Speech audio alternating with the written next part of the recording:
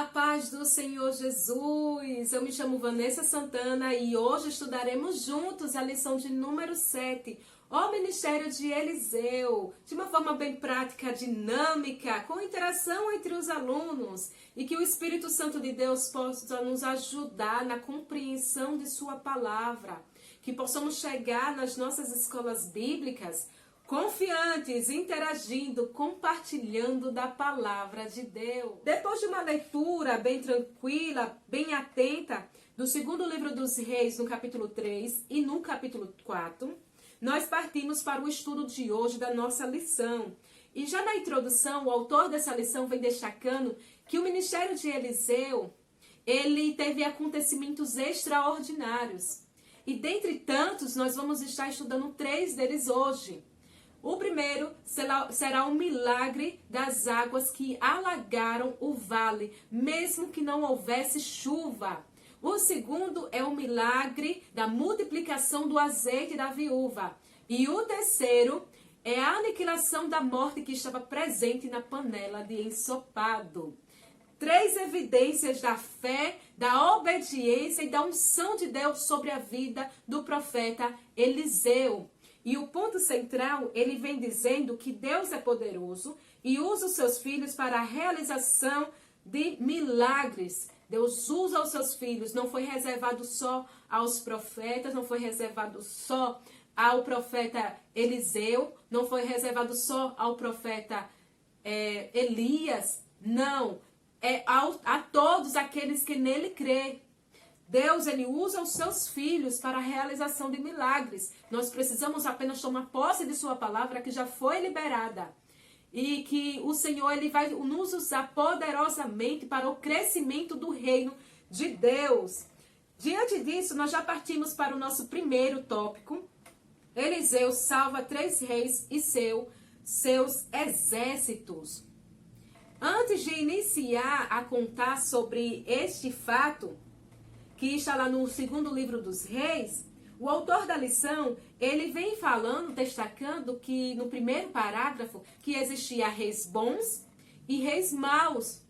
No período do reino dividido, a partir lá já de Salomão, nós vemos o quanto a idolatria, ela se instalou diante do povo de Deus. Nós vemos levantar bezerros de ouro para a adoração, para o povo adorar. Nós vemos Acabe, também junto com sua mulher Jezabel, fazendo altares a outros deuses, a Baal. E além disso, exterminando os profetas do Senhor, pois eles já não queriam mais ouvir as correções de Deus. Eles estavam desprezando totalmente ao Senhor, esquecendo que sobre eles reinava um Deus acima deles, um rei acima deles. E vamos estar lendo aqui o que diz no nosso primeiro parágrafo. No período do rei dividido, houve a alternância entre reis bons e maus. Essa distinção entre bons e maus não leva em conta apenas o modo como esses reis administravam o reino ou lideravam o povo, mas a forma como eles se relacionavam com Deus. Portanto, ao se referir a um determinado rei como mau, o autor do livro de Reis está dizendo que esse monarca, além de desobedecer e desprezar a Deus em seu culto, promovia a adoração de ídolos. Além de desprezar, eles promoviam a adoração de ídolos. E isso foi evidente em tantos e tantos reis que passaram no Reino do Norte, principalmente. Nós vemos também um bom exemplo no Reino do Sul, no reino de Judá. Lá no capítulo 15 do primeiro livro dos Reis, vem falando sobre o reinado de Asa. Asa fez o que o Senhor aprova, tal como Davi. Nós vemos que ele agradou ao Senhor. Diante disso também, lá no capítulo 22 do primeiro livro dos Reis, nós vemos também o reinado de Josafá, também no reino de Judá, no reino do sul. Versículo 43. Em tudo andou nos caminhos do seu pai Asa, e não se desviou deles. Fez o que o Senhor aprova. Ele andou nos caminhos do Senhor. Teve falhas, teve erros, sim. mas ele andou nos caminhos do Senhor. Como nós vemos que o Senhor, ele sempre faz aquele comparativo com Davi. Homem segundo o coração de Deus, que teve suas falhas, suas dificuldades, mas teve humildade em se voltar sempre para o Senhor.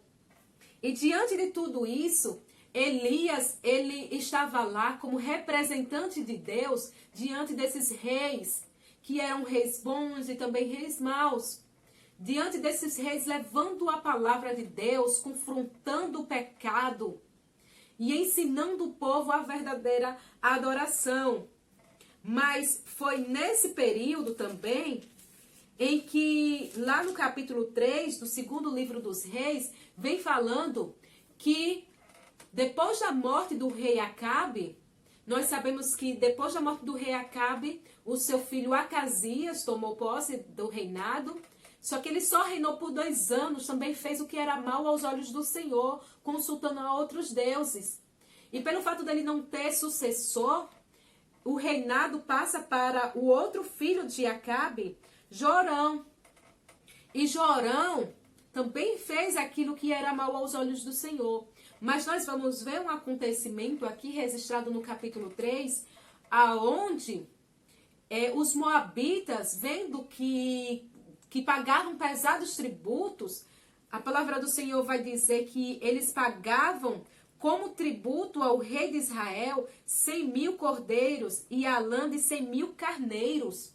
Era pesado para eles, por mais que eles tivessem uma grande quantidade de animais. Mas eles estavam já saturados e se revoltaram, não queriam mais pagar esses pesados tributos ao reino do norte, Israel. Então eles se revoltam. E diante disso, o rei do norte, Jorão, ele decide unir alianças, fazer alianças com o reino do sul, convidar o reino do sul para, junto com ele, confrontar, guerrear contra os moabitas. E ele convida o reino de Judá, convida o rei Josafá para juntos se unir em confronto com os moabitas. E é isso que vem se tratar aqui no segundo parágrafo. 3 reis vão à guerra contra os moabitas. Jorão, rei de Israel, e como seu pai Acabe fora reprovado pelo Senhor, Josafá, rei de Judá, considerado um excelente monarca em razão de promover a adoração ao verdadeiro Deus, e o rei de Edrom, que era vassalo de Judá. O que motivou a guerra foi a rebelião dos moabitas, que à época pagavam pesados impostos ao rei de Israel. Eles já não queriam pagar esses impostos. Então, percebendo que estava diante de um confronto, Jorão, rei de Israel, ele se une com esses 3 reis, com o reino do sul, Judá, e como Edrom era vassalo, ou seja, súdito do reino do sul, ele também se une. Então fica uma tríplice aliança. O reino de Israel, o reino de Judá e o rei de Edrom se unem nesse confronto. E quando eles já estão lá no deserto de Edrom, eles percebem que não consultaram a Deus. Eles percebem que diante disso eles falam: e agora, será que o Senhor ajuntou a nós os 3 reis para nos entregar nas mãos dos moabitas? Eles começaram a ficar preocupados. Será que o Senhor nos mandou aqui para o deserto para nos entregar aos moabitas? E diante disso, o rei Josafá, ele perguntou: será que não há aqui profeta do Senhor que possamos consultar o Senhor por meio dele? Isso foi uma atitude de Josafá, que ele também teve essa mesma atitude em outro evento que está lá registrado no capítulo 22 do primeiro livro dos reis, aonde o rei Acabe também convida Josafá para se juntar com ele em uma batalha contra a Síria. E Josafá também diz que irá com ele, porém ele fala no versículo 5 do capítulo 22 do primeiro livro dos reis: peço-te que busque primeiro o conselho do Senhor. Josafá sabia que não adiantava entrar na guerra com os seus carros, os seus cavalos, com a sua força, se o Senhor não estivesse com ele. Então, Josafá, ele pede para consultar primeiro ao Senhor. E a gente vê isso aqui também no capítulo 3, nesse fato dos Moabitas. Ele, naquele momento, ele também pede para consultar ao Senhor. E eles lembram do profeta Eliseu. E o rei do norte, Jorão, vai em busca de Eliseu. E vamos ver qual foi a resposta de Eliseu diante desse pedido. Versículo 13 do capítulo 3 do livro do 2 Reis. Nada tenho a ver com você. Vá consultar os profetas de seu pai e de sua mãe. Ou seja, ele estava dizendo, Jorão, você não é aquele filho de Acabe que consultava a outros deuses? O seu irmão também não consultava a outros deuses? Eu nada tenho com você. Você não acredita em consultar a Deus. E Jorão continua insistindo. Aqui a palavra do Senhor não mostra que ele confrontou, ficou tentando se justificar. Porque muito provavelmente ele tinha plena consciência de que aqueles questionamentos de Eliseu eram válidos. Mas ele continua insistindo. E Eliseu diz, juro pelo nome do Senhor dos Exércitos a quem sirvo, que se não fosse por respeito a Josafá, rei de Judá, eu não olharia para você, nem mesmo lhe daria atenção. Então, se não fosse por Josafá, Eliseu nem iria consultar a Deus diante daquele confronto que eles estariam para enfrentar. Mas, por respeito àquele que se manteve na posição adorando ao verdadeiro Deus, ele iria consultar. E diante desse pedido que eles fizeram a Eliseu, a gente vai ver aqui o decorrer do 3º parágrafo. Ele diz, a petição de Eliseu se cumpriu.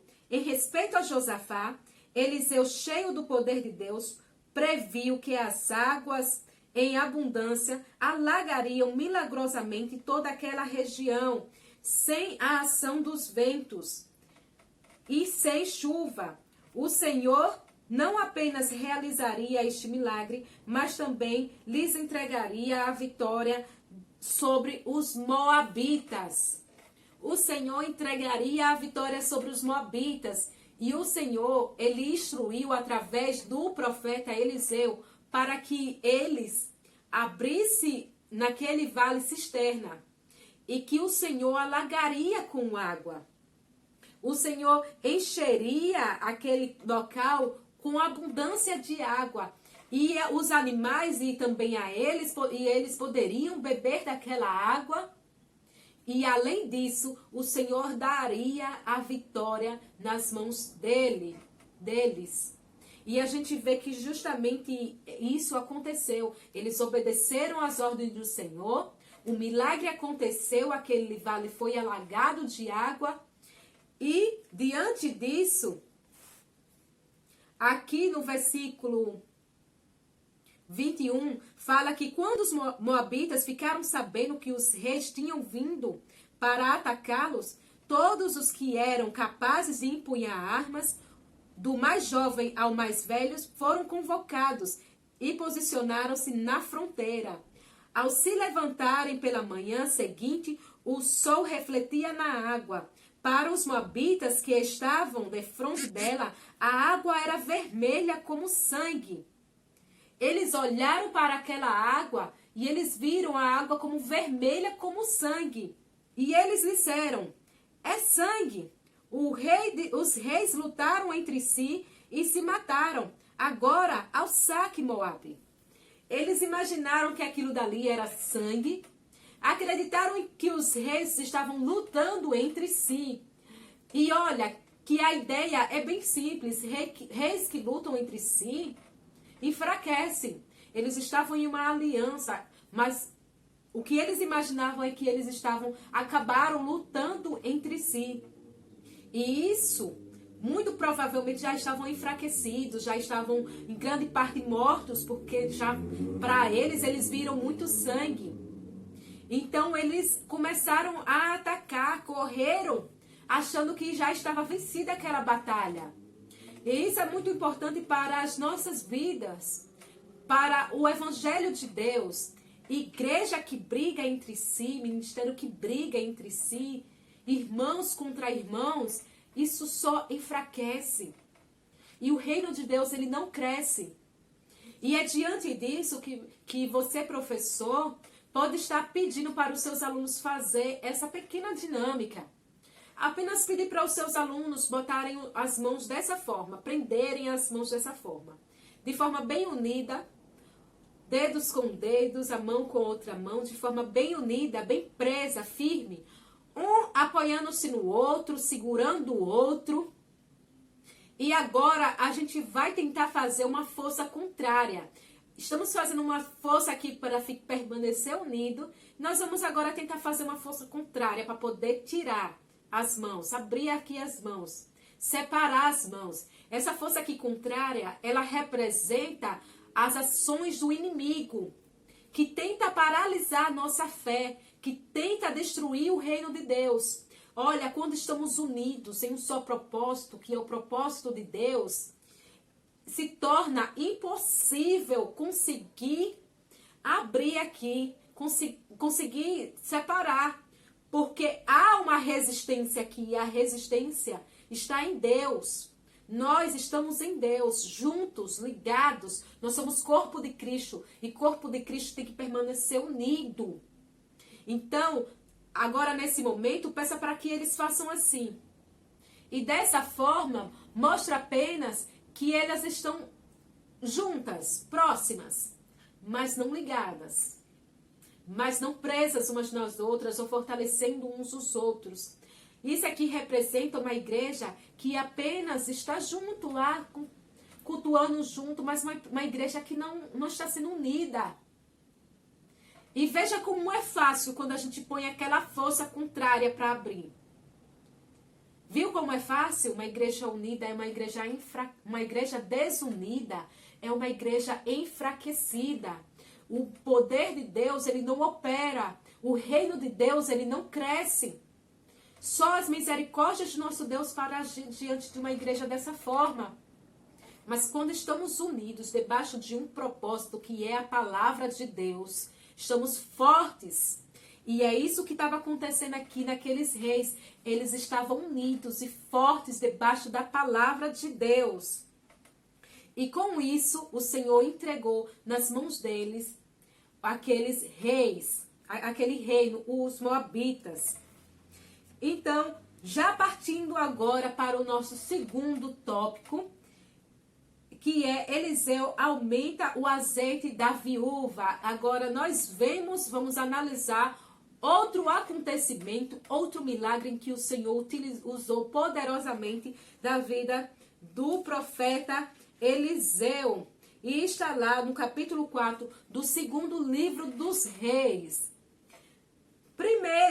No primeiro parágrafo do segundo tópico, o autor da lição ele vem falar que a situação das viúvas em Israel era difícil.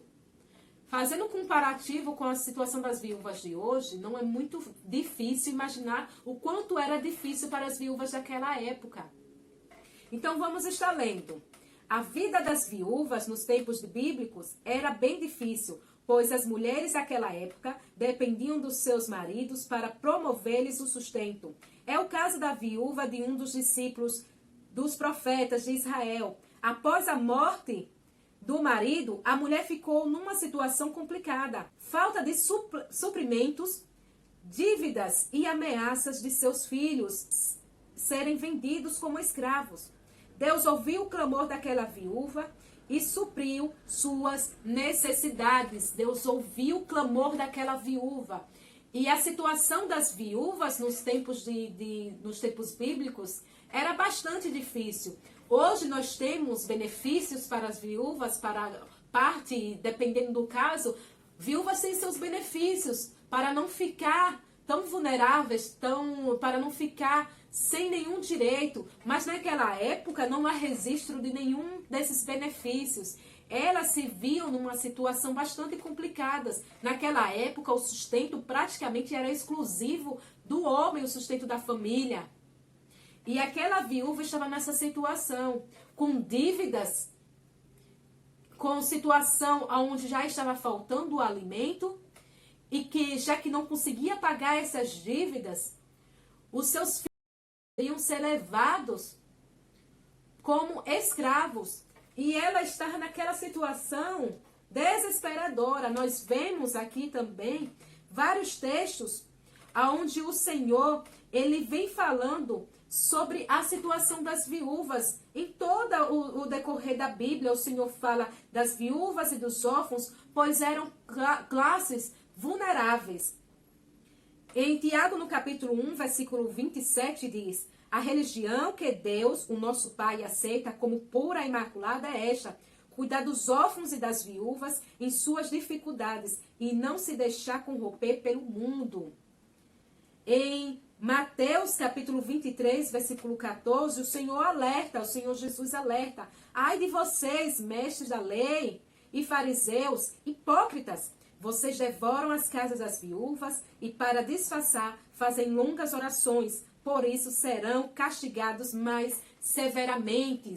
Ai de vocês, hipócritas, que acabam alimentando-se, ou seja, usufruindo das viúvas, das fragilidades das viúvas, e para disfarçar fazem longas orações. O Senhor estava revoltado com aquelas atitudes daquele povo. Mas nós vemos que o Senhor, ele vem falar que ele é Deus, que ele cuida dos órfãos, das viúvas, pois nessa classe muito fragilizada, vulnerável, o Senhor, ele estará cuidando. E foi o que o Senhor fez na vida daquela viúva, que clamou a Eliseu. Primeiro ela já chegou se apresentando a Eliseu. No capítulo 4 mostra que ela fala: teu servo, meu marido, morreu, e tu sabes que ele temia ao Senhor. Mas agora veio um credor para estar querendo levar os meus 2 filhos como escravos. Ela fala aqui, ela logo se apresenta e diz: ele temia ao Senhor. Ele temia ao Senhor. Mas diante da morte dele, eu preciso de ajuda. E diante de tudo isso, Eliseu pergunta: como posso ajudá-la? Diga-me o que você tem em casa. E ela respondeu: tua serva não tem nada além de uma vasilha de azeite. E esse fato nós conhecemos muito bem. Ela só tinha uma vasilha de azeite. É o que está destacando aqui no segundo parágrafo do segundo tópico. Uma única botija de azeite foi o suficiente para Deus operar milagres. Após ouvir da mulher que não tinha nada além de uma vasilha de azeite, o profeta disse a ela que tomasse vasilhas emprestadas com os vizinhos e que, ao entrar em casa com os filhos, fechasse a porta. A ordem era derramar em cada vasilha disponível um pouco de azeite que possuía e pôs-la à parte, à medida que ficassem cheias. E foi justamente o que ela fez. Quando acabou as vasilhas, o azeite cessou. Ela vendeu o azeite, pagou a dívida e ainda pôde manter o sustento da família com o que sobrou.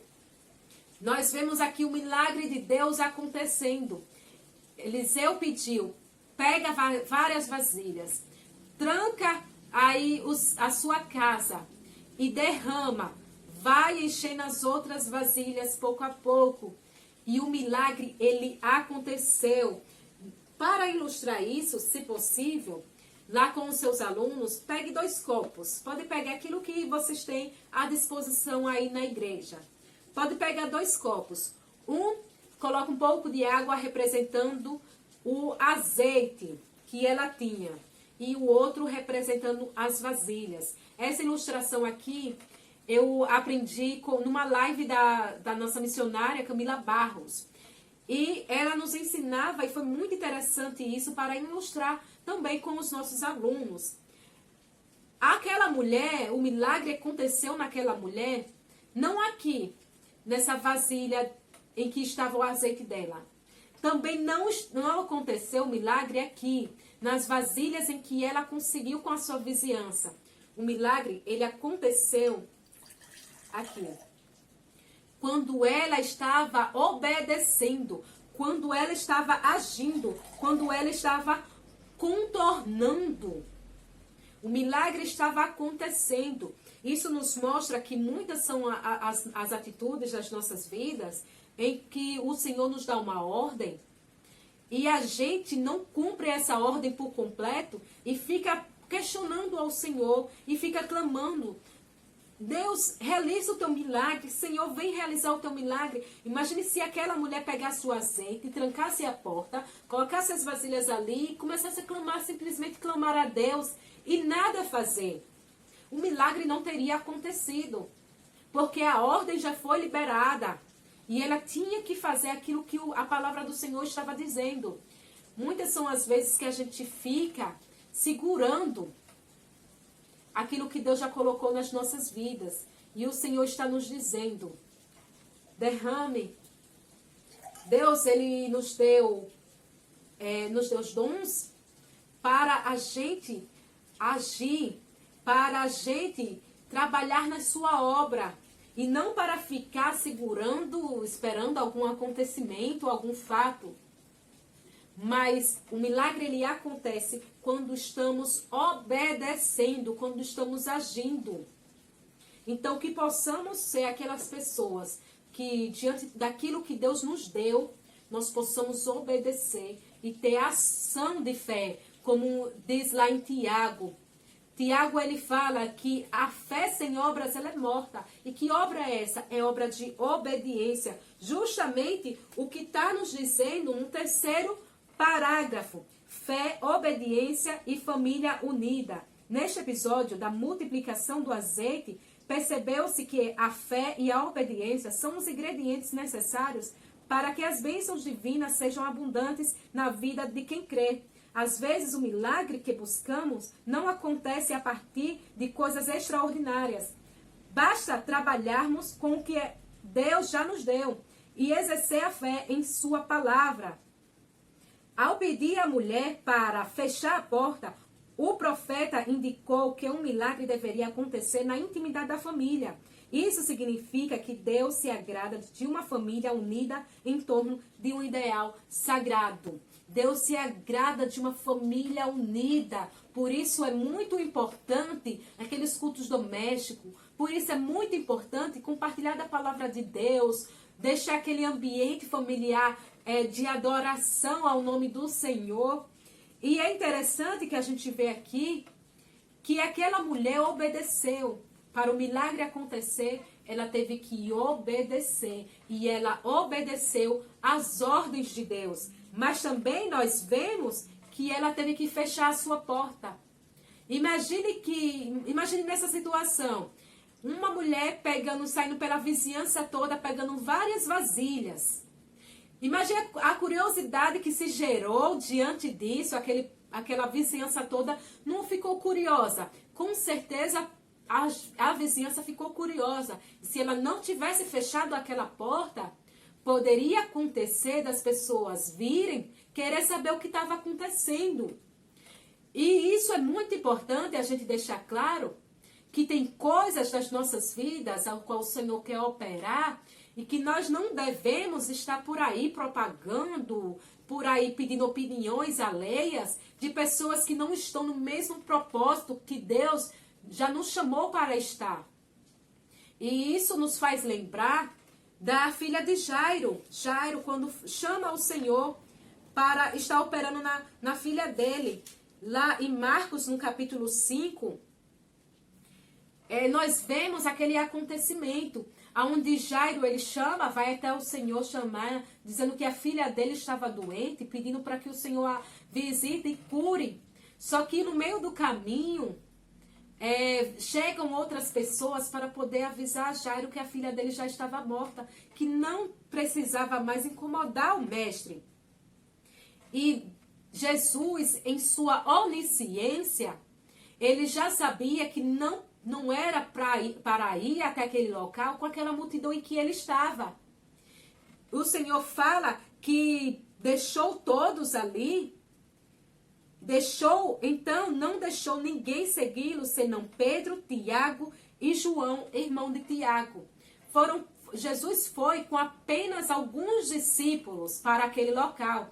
E quando chegou lá, que falaram que a menina já havia falecido, Jesus diz que a menina não morreu, ela apenas dorme. Mas todos começaram a rir de Jesus. E a atitude de Jesus é pedir para que todos se retirem. Porque todos se retirarem e ficar apenas aqueles discípulos, a mãe e o pai daquela criança? Porque muitas das vezes as pessoas que estão ao nosso redor, que não compreendem a palavra de Deus, o propósito de Deus para aquela situação, acaba nos atrapalhando. E a nossa fé, ela acaba sendo abalada com palavras negativas, com risadas, com descredulidade. Então o Senhor pede para que todos saiam. E quando está lá apenas aquelas pessoas, o pai, a mãe, os discípulos de Jesus, ele opera o milagre e a menina ressuscita. Nós vemos isso acontecer. E eu faço um paralelo com essa situação. Se aquela mulher deixasse a porta aberta de sua vida, a vizinhança poderia estar comprometendo a fé dela. Mas a fé dela não foi abalada e ela obedeceu e o milagre aconteceu. Então vamos para a nossa último tópico. A morte que havia na panela. E está lá no capítulo 4, versículo 38 até o versículo 41. E o autor da lição, ele destaca que a escola de profetas, ela era chamada assim porque era também considerada como filhos dos profetas, ou discípulos dos profetas, ou aprendizes. Eles eram pessoas que se juntavam para aprender a palavra de Deus. E é diante dessa situação, nessa escola de profetas, que Eliseu, pela palavra do Senhor, também opera outro milagre. Então vamos ver aqui o que está dizendo no primeiro parágrafo do terceiro tópico. Os filhos ou discípulos dos profetas estavam radicados em Betel, Jericó e Gilgal. Essas escolas, os alunos eram encorajados a buscar uma melhor compreensão da palavra de Deus. Desenvolviam um relacionamento com o Senhor e contribuíam na manutenção, na resistência contra a apostasia e a idolatria que imperava em Israel. Por isso, eles eram perseguidos por alguns reis.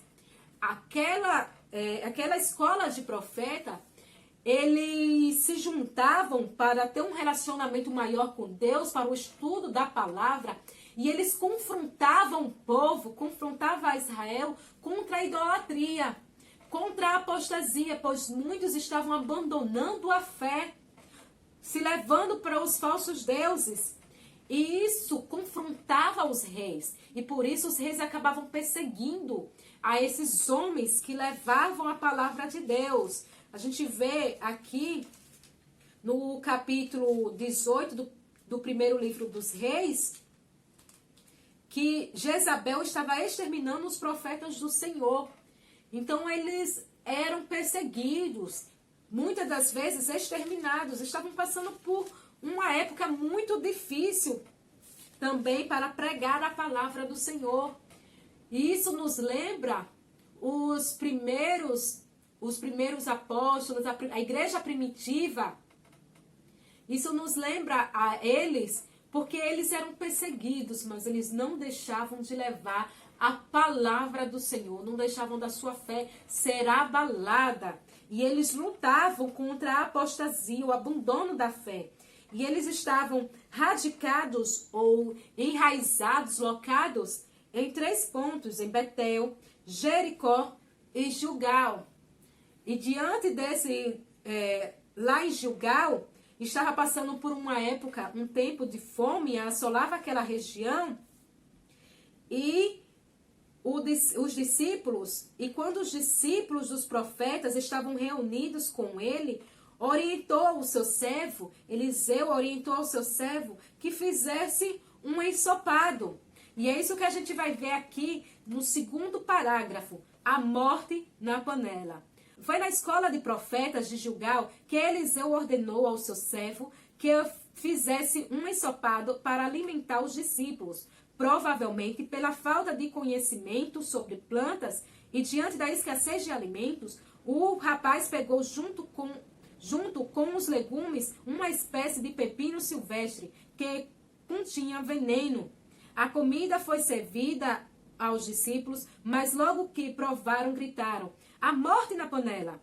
Eliseu pediu um pouco de farinha, colocou no caldeirão e declarou que não havia mais perigo algum. Deus havia realizado um milagre. Deus realizou o milagre.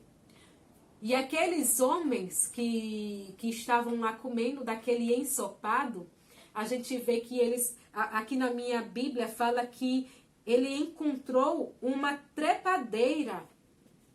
Não sabia o que era. E era algo que envenenaria aquele ensopado. Mas quando aqueles homens comem, eles percebem, muito provavelmente a garganta começou a tapar, alguma coisa eles estavam tendo reação, e eles percebem que aquele alimento os mataria. E o profeta Eliseu, ele pega aquilo e coloca um pouco de farinha naquele caldeirão. E não foi a farinha que realizou o milagre. Foi o Deus da farinha que realizou aquele milagre. O Senhor, ele realizou o milagre tirando todo o veneno que estava naquela panela. Isso nos lembra, lá em Marcos, no capítulo 16, uma leitura bastante conhecida, que nós devemos levar para as nossas vidas. Marcos 16 vem falando que o Senhor, ele nos diz, Jesus, ele nos fala, que nos dá uma ordem, que nós devemos ir pelo mundo, pregar o evangelho a toda criatura. Quem crê e for batizado será salvo, mas quem não crê será condenado. E estes sinais acompanharão aos que creem. Em meu nome expulsarão demônios, falarão novas línguas, pegarão em serpente, e se beberem alguma coisa mortífera, não lhe fará mal nenhum. Imporão as mãos sobre enfermos e esses ficarão curados. Se beberem alguma coisa mortífera, não lhe fará mal nenhum. Esses sinais seguirão os que creem. Não foi exclusivo para Eliseu, mas esses sinais seguirão aos que creem. Nós devemos crer em sua palavra, buscar cada vez mais crer em sua palavra. A ordem do Senhor já foi lançada. Precisamos crer na palavra de Deus. E assim nós encerramos essa lição, sabendo que o Senhor é poderoso para cumprir, e Ele cumpriu no passado, Ele realizou milagres no passado, é poderoso para realizar os seus milagres, os feitos poderosos do Senhor no presente, e Ele será o mesmo Deus em todo o tempo. Nós confiamos e declaramos o nome do Senhor dos Exércitos, que possamos proclamar sua palavra, acreditar no Deus que realiza o impossível, tomar posse desse nome que é poderoso.